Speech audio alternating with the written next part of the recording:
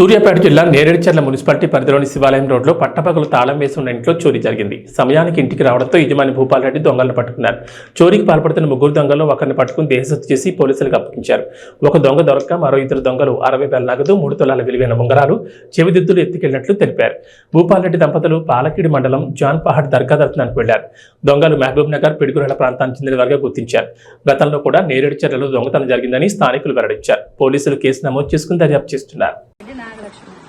నేరేడుచర్ల సాయిబాబా గుడి పక్కన ఇప్పుడు మెయిన్ రోడ్డు మీద జాన్పాడు పోయి వచ్చినాం. జాన్పాడు పోయి వచ్చి అక్కడ గేట్ దగ్గరే దిగినాం. గేటుకు లోనంగా లాకేసే ఉంది. చిన్నగా తీసుకొని ఇంట్లోకి వచ్చి అంటే దొంగలు కానీ అప్పుడు తెలవదులే కానీ మామూలుగా చిన్నగా తీసుకొని డైరెక్ట్ బండి వేసుకొని ఇంట్లోకి ఎక్కినాం. ఎక్కినాక ఈ మెయిన్ డోర్కి తాళం తీసుంది. ఈ పక్కంగా వేసినాం అయ్యిందని ఇటు చూసినాం. ఇటు కూడా తీసే ఉంది. వాడు లోనంగా కూడా వచ్చి డోర్ తీసి ఎవరు కావాలని వాడు బొమ్మలు అడుగుతుంది. ఎవరు కావాలని వాడికి మీరు చూసినాం.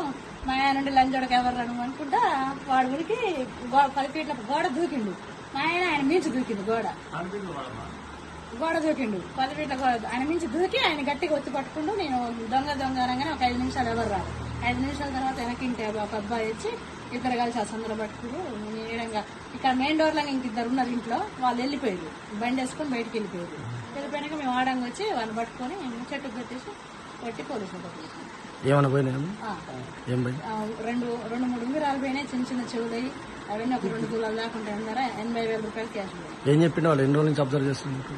ఏం చెప్పలేదు. పోలీసు వాళ్ళు తీసుకొని పోయి వచ్చి నేను చెట్టుకు కట్టేసి కొట్టినాక పోలీసు వాళ్ళు తీసుకొని పోయి.